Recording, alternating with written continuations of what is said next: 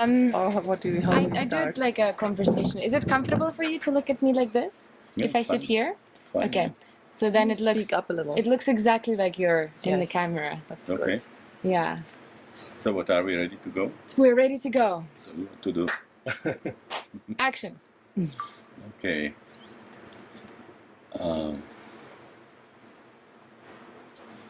So this is how I ended in Esalen, and I lived here for 14 years. Some of my, most exciting time in my life.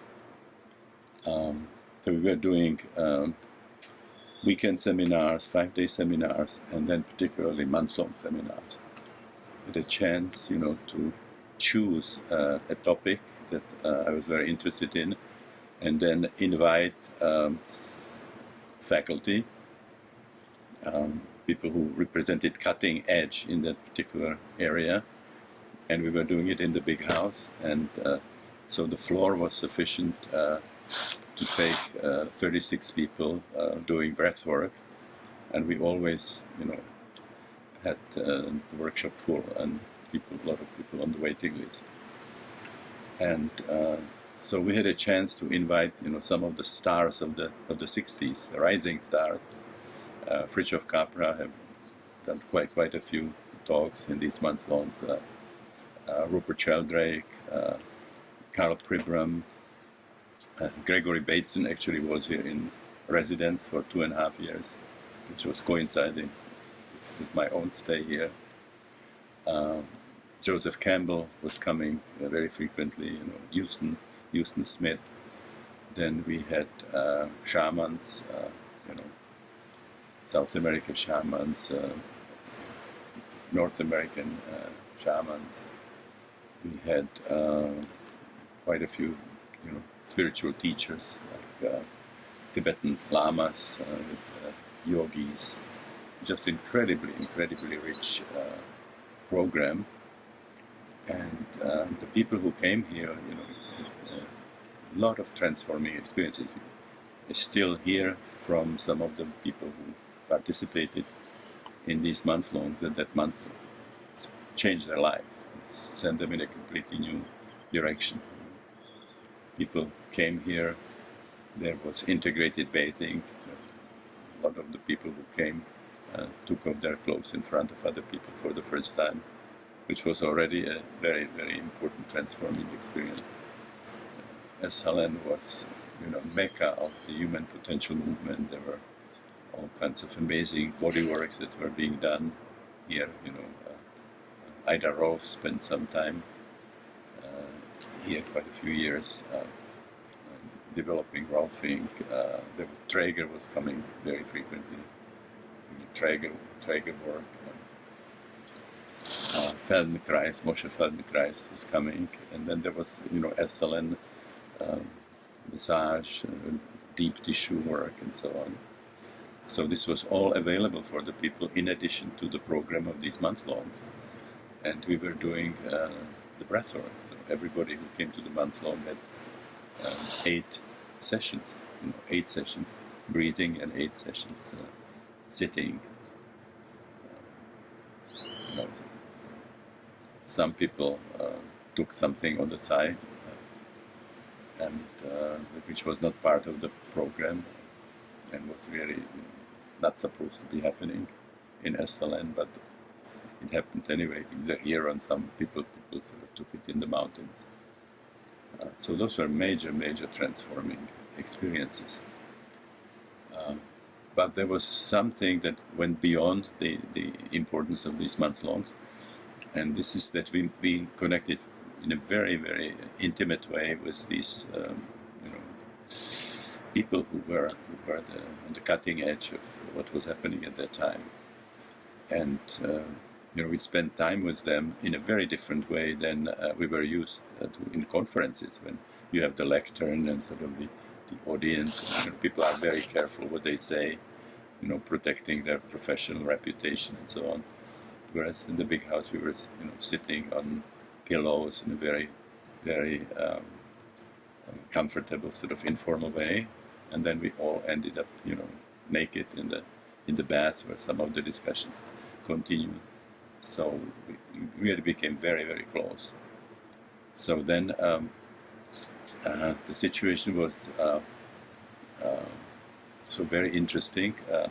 I had a chance with several of my colleagues to start something which was called Council Grof conferences. They actually still continue. I'm trying to remember who the people were. There was Walter Pankey, there was Walter Pankey,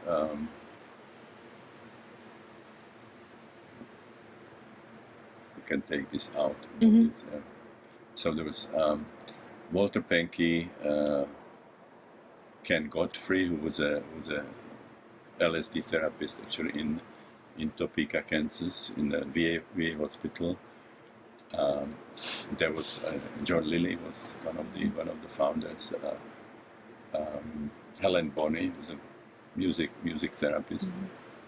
So we started this tradition every year. We were meeting Council Grove. But besides this, there were now international transpersonal conferences happening.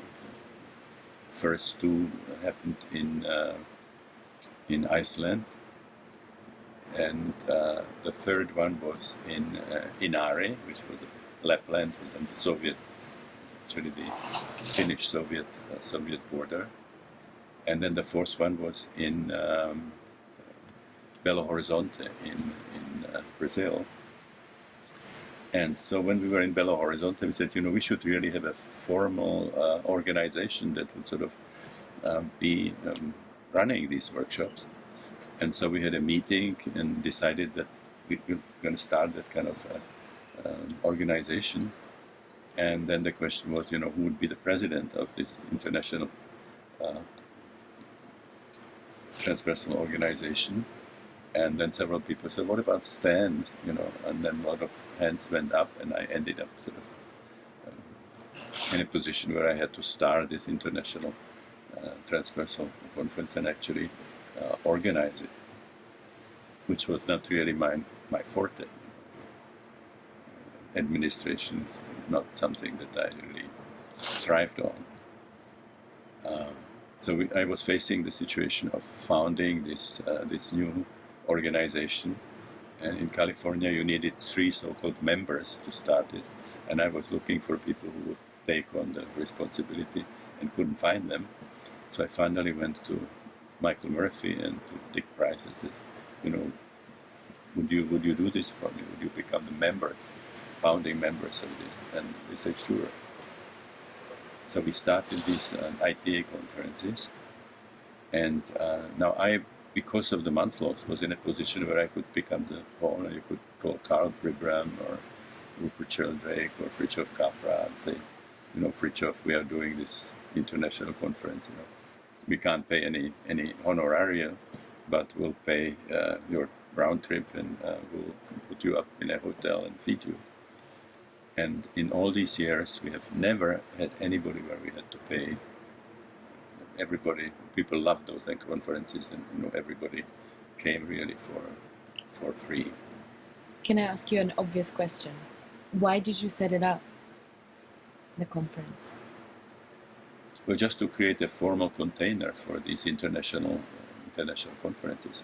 They were happening anyway, but these were, when the spirit moved people. Some people, they organized a conference, but we wanted to have this sort of organized in some systematic way.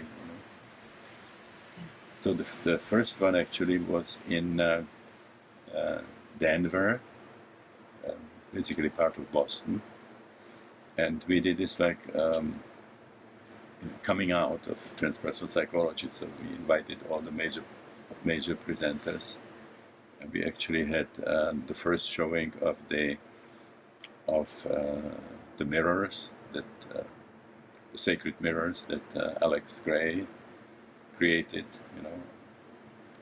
and we invited Swami Muktananda for this conference. And it was very funny because this was the time when the presidential elections were coming, and there was Ted Kennedy was offering some kind of new form of healthcare, and so he was had a lot of television time. And during this conference, I got a call from Jerry Brown, whom I knew from Esalen because he was Gregory was his consultant, for just charting the strategy for the presidential election. And so I got a call from Jerry, and he said, I need some time as a dinner speaker. Can I come to your conference? And I looked at the program, and this was the time for Swami Muktananda, where we were opening it to the public, and eventually 2,000 people showed up for that. And I said, Jerry, if you ask for any other place, I'll give it to you, but not the one for Muktananda. I was very disappointed, and then finally showed up actually at the door anyway. And so the girls, the psychologists who were working with Muktananda, came and announced that Jerry is coming to the conference. And actually it was the time when Muktananda synchronistically was talking about politicians.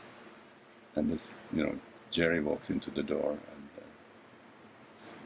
Baba said, we actually have this wonderful, wonderful, great politician coming to the door, and says his name is So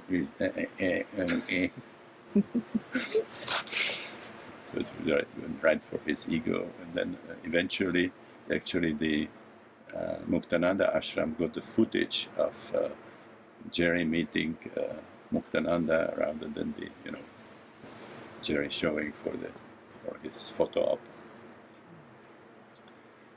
So then we took it to Australia, the next one, and then finally the third one was a very, very amazing conference in Bombay. This was called Ancient Wisdom and Modern Science, and there were all these sort of stars of the transpersonal sky, like Fritjof, and it was the first showing of Rupert Sheldrake. Virginia Satir was there, and then quite a few of these people from the scientific circles. And then we had Mother Teresa presenting, and Minohar Homji, who was the head of the Parsis, and of course Muktananda. This was his last public showing. And we actually originally were supposed to have Karmapa doing the black crown ceremony as a closure of the conference, and the Dalai Lama opening it. And the Dalai Lama got very, very sick on the way from Dharamsala to Bombay. He had to stop in Delhi, and we were heartbroken. And I said, I go to Delhi, talk, and if necessary, I'll get him here by helicopter. But he had jaundice and was really sick. There was no way of bringing him to Bombay. So it was a kind of a downer. He said, what can we do for the opening of the conference? We can really sort of raise the mood. So we decided L1 could be that kind of person, And so Al could really mobilize the group, and then finally led a healing ceremony for the Dalai Lama. And Christina and I were watching it, and said, "You really screwed up. We have now a Chinese, doing a healing ceremony for the Dalai Lama." And so we went to the emissary who came to deliver the message from His Holiness the Dalai Lama, and we said, is this okay if we have a Chinese sort of doing the ceremony, healing ceremony for the Dalai Lama?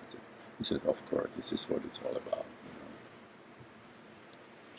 So then it was a fantastic, really fantastic conference, and Swami Muktananda invited everybody, it was 700 people, to the ashram in Ganeshpuri for a sort of traditional Indian feast, And then by now there have been like 20 of these conferences in different parts of the world. For me, the most meaningful after Bombay was the one in Prague, where I had the chance to bring, transpersonal psychology back to Prague, where all my research started. And we actually have now, and now 25 years later, happening another international transpersonal conference in Prague. Amazing. Wow. And it The started... first one was my second Saturn return, and this one is my third Saturn return, Wow. which I think the astrologers would appreciate. Was Ajit Mukherjee in Bombay? Yeah, of course. Yeah, to remind you, Ajit Mukherjee was a I'm going to change the tantric angle. scholar, the largest collection of tantric art. 1 second. Perfect. And you didn't mention people that you didn't mention Joe Campbell. I did. Did you? I did. Yeah. Or did you mention Fritz? I did mention Gregory Bateson. Yeah. But Fritz, was he here when you were here? No, he was already gone. But I met him during one of my earlier. Would you say that a lot of inspiration came from the people that you've met here at Esalen? A lot of the work that, for example, you've taken onto the conferences then was birthed here, or I'm just trying to make the connection. There was actually, I would say, only Gregory Bateson who was here really, but from the people who were at Esalen at the time, Mm-hmm. who participated in basically all our conferences. Mm. There was not anybody in the, there was, initially there was Dick Price, of course, who was doing, I should add that. Jack and Rick? Dick Price, we had Dick Price in most of those month-longs. He was doing the hot seat for Gestalt. Julian Silverman. Initially, Julian Silverman also, who did some research in schizophrenia. Mm-hmm. And Will Schutz was here, who was doing, in the month-longs, was doing group therapy. Jack Cornfield? Jack and Ramdas and Rick? Yeah, among the spiritual teachers, there was, of course, Jack Cornfield. Mm-hmm. The Vipassana teacher came to most of them. We had Ramdas.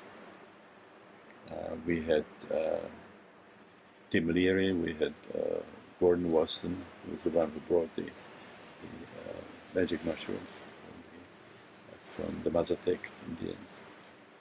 So these are all the people who came to Esalen and participated in your workshops as well. Well, those were guest faculty, most of them guest faculty, but these, Dick Price, Julian Silverman, Will Schutz, Gregory Bateson, of course. Those were the people who were actually here in residence. Mm. Julian James spent some time here from Princeton, the breakdown of the bicameral mind. I don't think he was here. No. Oh, he was. Yeah? Yeah, he was here for a while. Not a long time. But he was not in the month though. No. So, can you sort of edit there? Yeah, I will edit. Yeah, everything. I'm also. We can think about. I'm sure there were some others. Angie Arian. Humphrey Osmond, the one who gave the name to psychedelics. I know Gregory's exchange with Aldous Huxley. Gregory's closest friend, founder of the Jungian Foundation here, Jungian Foundation in San Francisco. He came for a month. He was a guest in a month. Joseph Wheelwright. No, I don't think so. Could you repeat again the last Osborne? Okay, well. So do you want me to just do the whole thing now, so that you don't have to sort of stuff it in? We now have quite a few of them the names. I can do it, and you can replace it. If it's easy, whatever is easier for you. I can edit. Angie Arian. Angie Arian, Ralph Metzner. Ralph yeah. Metzner. Oh, yeah. We can go through. Francis and Roger. Francis and Vaughan, Roger. Roger Walsh, they were all here. The fellow from Texas who did the sand play. Oh yeah, Cecil Burney. Cecil Burney. Cecil Yeah. Burney. Yeah. We had Dora Kalf. Dora Kalf. actually, who- Yeah. She started the sand play. Right. It'll Yes. be hard to edit. Yeah. Why don't we have them repeat all? He was an early Yeah. victim of AIDS. Cecil. Yeah. Well, he died of a heart attack in a hot tub Oh, he did. It wasn't. in Aspen. Sweetheart, Could you repeat? can we just have a cut that you just repeat the names and no, No, we have to repeat the whole thing. Yeah. and we shut up, okay, Roger? Yeah. So the month-longs were just Can you- amazing events. We had basically all the rising stars of the 60s at that time. So we had Fritjof Capra, we had Rupert Sheldrake,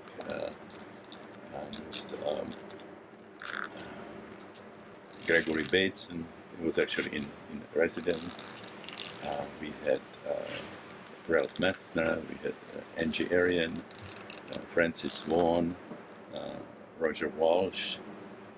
There were people who actually were living here at Esalen. Dick Price had a hot seat of Gestalt in all of those initial workshops.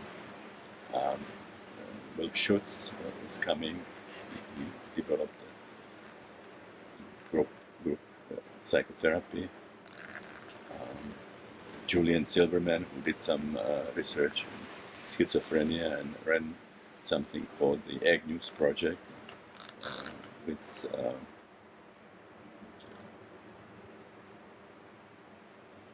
John Perry, who was a Jungian psychiatrist who actually started a couple of alternative centers for treatment of people who had powerful non-ordinary states spontaneously. This was Diabasis in San Francisco and Chrysalis, which was in San Diego. We had many spiritual teachers. We had Brother David and Brother Charles from the Immaculate Conception ashram here down the coast. We had some of the people from the psychedelic world besides Ralph Metzner. It was also Tim Leary, Gordon Waston, who brought the mushrooms, from the Mazatecs to Europe. We had Humphrey Osmond, who actually gave the name to psychedelics in a correspondence with Aldous Huxley.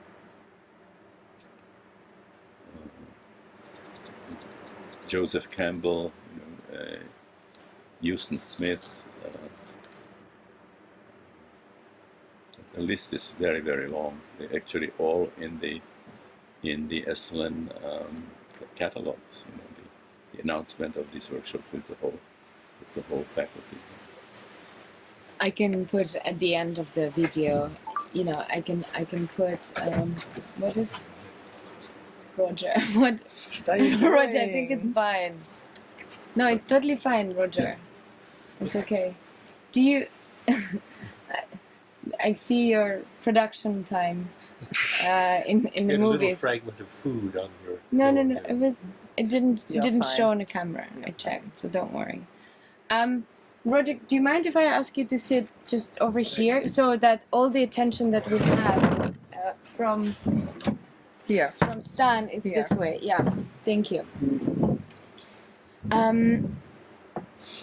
Thank you for this is great. This is so interesting. I also, what comes to mind, again, reading from your interview with Albert Hoffman, in the end, when he talks about ancient Greece, for example, and the enlightened people coming together and doing the ritual, you know, of and drinking the drink, you know, and practicing the you know, the access to psychedelic. I'm not sure how to. It kind of reminds me what you've just mentioning, what was happening in Esalen. It kind of Well, reminds me a both, little bit yeah. of that. Yeah, both Albert Hoffman and Gordon Wasson were very interested in the ancient mysteries that were held in Eleusis for almost 2,000 years, which is quite remarkable. You know, fads come and go, but this lasted for 2,000 years, and even then they didn't stop because people lost interest. But it was an edict of Pope, of a Christian Pope, who stopped all so-called pagan events, you know, and this was just part of this action. So the question was, what were they offering there that kept the attention of the ancient world, you know, for 2,000 years? And so Gordon Wasson and Albert Hoffman, with Karl Arrak, who was a Greek scholar, did the research for quite a few years, and they wrote a book about it called The Road to Eleusis, or Lusis, which basically described that the secret was Kikeon, a sacred potion, and they were interested to find out what it was, and they concluded that this was actually a preparation made of ergot, very similar to LSD. So it was really psychedelic religion that existed for 2,000 years. And the participants in these ancient mysteries, not just Eleusis, but there were others, the mysteries of the Corribans, for example, the Orphic cult, and the Dionysian rites. So the participants in it were very, very famous personalities. Actually reads like who is who in antiquity. You know, Plato, Aristotle, Alcibiades, the military leader, Pindaros, the poet, Cicero was an initiate and wrote about it. The Emperor Marcus Aurelius. It's quite a list. It was a secret society, though. Well, they cannot talk about it. There was actually death penalty for revealing what was happening in those mysteries. Do you think there's a reason why this was kept in such secret, the substance? And is there a parallel to today as well, how it is, you know? You know, I don't know if the motivation was the same. But, you know, I can imagine all kinds of reasons for that. One of them being power, that the people who were the initiates had a very deep bond, and they could sort of cooperate on in all kinds of events, you know, like the Bones and Skulls at Yale. You know, the people who were participating in that now, you know, are powerful movers in the political scene and the historical scene. So this could be one of the things. This is what said about the Freemasons, for example. So there could be power in that kind of a communion of people who share something very, very important. I think today the problems are a little more complicated. You know. Part of it is that very, very sort of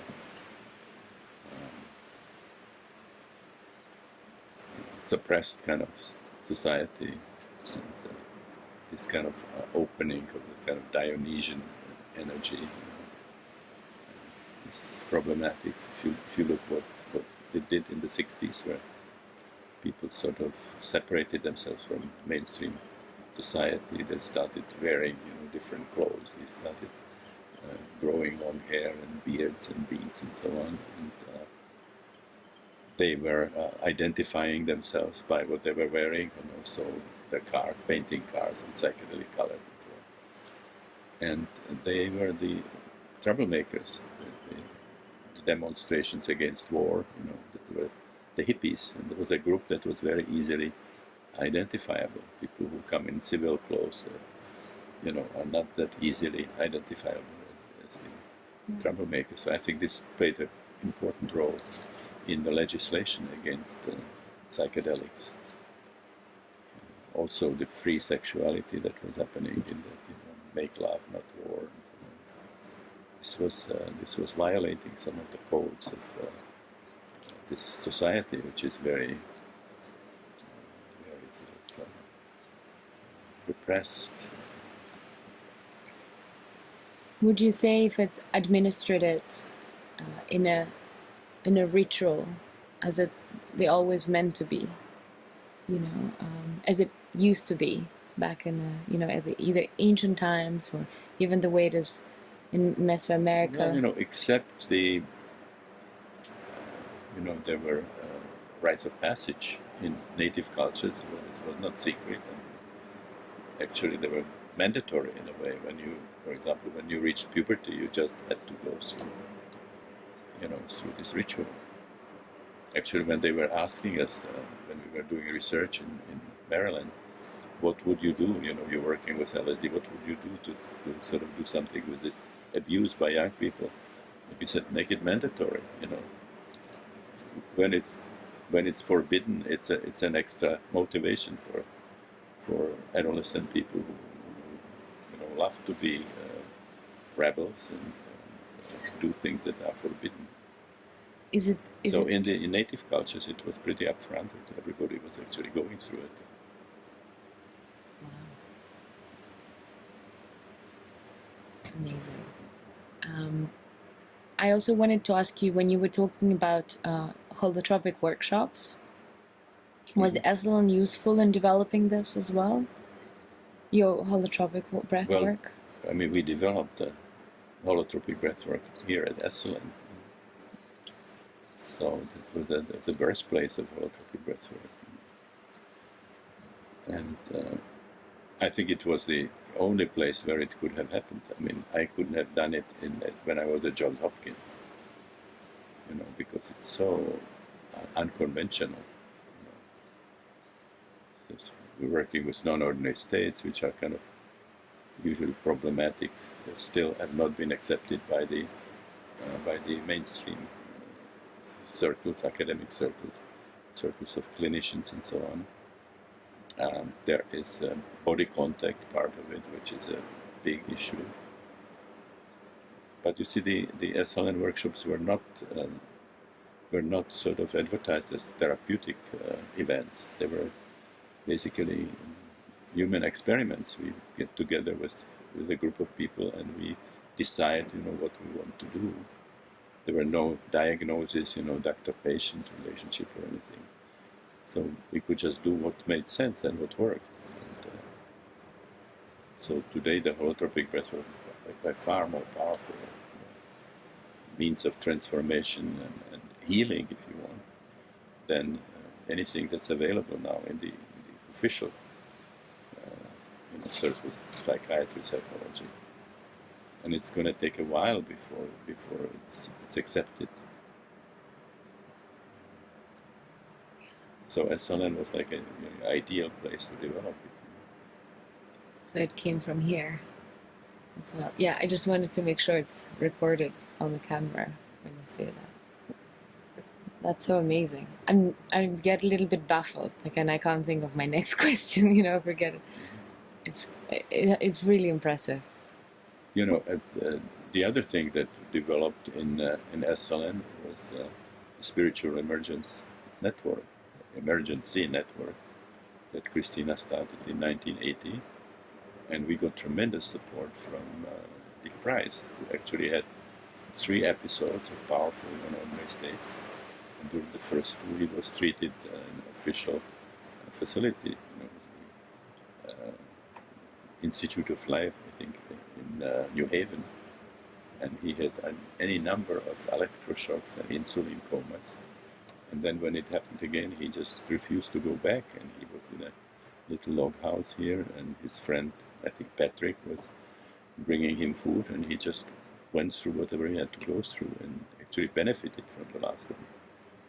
And so when we came with the idea of spiritual emergency as an alternative approach to states that are currently seen as psychotic and treated by suppressive medication, are actually states which have a potential of healing, of transforming people. So they have enormous heuristic value, HEUR, which is when you work with them, you see a lot of things that current psychiatry cannot explain, that would lead to a major revolution in psychiatry, psychology. Not much of the belief systems in psychiatry and psychology would remain the same if you study these states like psychedelic experiences or the states which are induced by some powerful forms of psychotherapy, like rebirthing or the holotropic breathwork, or shamanic methods and so on. So we are kind of in a situation which is like a period of major paradigm shift, which happened already in our understanding of matter. In the first 3 decades, the shift from Newtonian physics first to the theories of relativity and then to quantum physics, that even Einstein, who actually inspired quantum physics, didn't accept until the end of his life. And I believe that what's happening now, we are going through a similar kind of a paradigm shift that's going to happen in our understanding of consciousness and the human psyche. And the observations are already there, but that the mainstream circles are really defending themselves against it. I mentioned in my talk here the Thomas Kuhn's book, The Structure of Scientific Revolution, about paradigm shifts. That at the time when scientific work is governed by the leading paradigm, the scientific research is just like playing chess, problem solving within a certain set of rules that cannot be changed. And usually the community believes, not only that this is the scientific way of looking at things, but that is an accurate and definitive description of reality rather than a model. The best way that we can organize the observations that are currently available, and that we are sort of open when something comes that points us the way to the next one. So the scientific community usually confuses map and the territory, as Gregory Bateson and Alfred Korzybski called it. Gregory was very funny about it. He said if scientists make errors like that, one day they might come to a hospital and eat the menu instead of the dinner. This the relationship between the map and the territory. The territory is not the map, or the map is not the territory. Can I ask you one more question about supervision?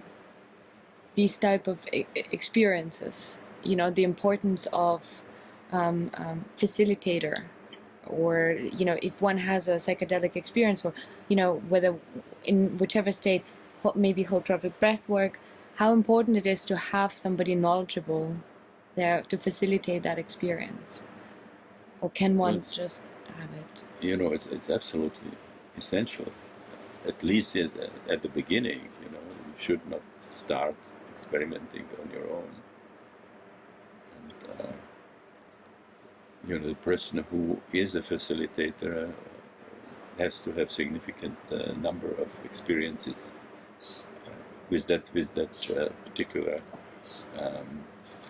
type or methods that they are using. So it's no way you can understand what's happening in psychedelic sessions without having psychedelic experiences. And when we do training, holotropic breathwork facilitators, a significant part of it is per people's personal experience.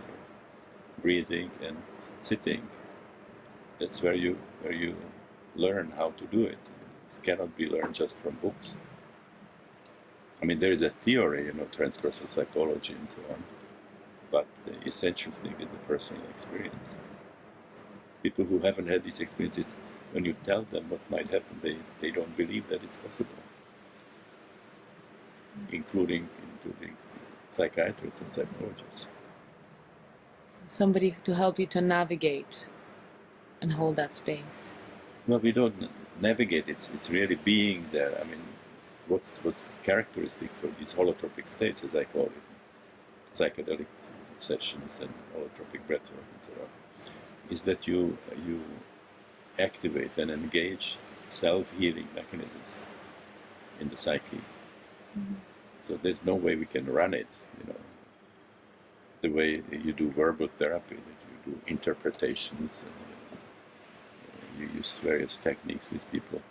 So essentially, it's an inner experience that they have to do it and utilize their own healing intelligence. But we can be there and sort of hold the space, so to say, hold the kite string as we talk about it. And the presence of experienced person is really essential, because people might be experiencing they're dying, it's experience of death rebirth, and so the presence of the sitter can be very reassuring or scary. If people who are facilitating get scared, that kind of increases somehow the fear that the persons have themselves, because it makes the experience more real for them. And you can get into a kind of a vicious circle where what's happening to the person in a psychedelic session creates fear in the sitter, and that then feeds back to the person who is having the session. So being able to remain calm no matter what is happening, and trust that even if you don't understand it, that there's a guiding intelligence of the person who is having the session. It's essential. I also wanted to ask you, what do you think about, at the moment, a lot of people in Silicon Valley do microdosing, and technology companies like Facebook or Google, they microdose in order to open themselves up to more creativity and ideas. Would you say that it's also a misuse of this, Well, it's well known that, psychedelics can tremendously enhance creativity. So there are at least 2 examples, people who get Nobel Prize that they, one way or another, credited to their LSD experiences. Francis Crick, the co-developer of the formula for DNA, for the helical structure, they admitted that LSD helped him. And Kary Mullis got a Nobel Prize for the polymerase chain, which is used in genetic engineering, was quite explicit that it's something that you discovered in an LSD session. And there is a book called What the Dormouse Said, showing that the whole development of computers was closely linked with the use of psychedelics. So Stephen Jobs, for example, said that people who didn't have LSD experiences on his board had difficulties following his thinking. Douglas Engelbart, who developed the mouse, was very, very explicit about the fact that he uses in his creative process psychedelics. So whether it's macrodosing or microdosing, psychedelics can certainly, properly used, can certainly help creativity enormously. Even way back in the 60s, Jim Fadiman, who is now the sort of author of this microdosing method, he did a study with a group of other people, Willis Harman, using mescaline and LSD in creative people, and showed that mescaline and LSD were really enhancing creativity in these people. So I hope that during this renaissance, we are sort of basically repeating most of the things that were already explored, like the cancer, in cancer patients, the use of psychedelics, or the fact that psychedelics can induce mystical experience. Those were all things that were explored. So I hope that sooner or later we move to these studies that would sort of show the impact on creativity, give it to quantum relativistic physicists or biologists or even mathematicians, It can really lead to breakthrough discoveries. Wow. Thank you. You're welcome. Thank you so much. I think I lost my sweetheart somewhere. Oh, I think she was coughing. Maybe she went. I feel confident that it's. We talked about Esalen and how important it was, and then, your work and where it went. So I feel I could edit it in the right way. Okay. So, and I would hold on.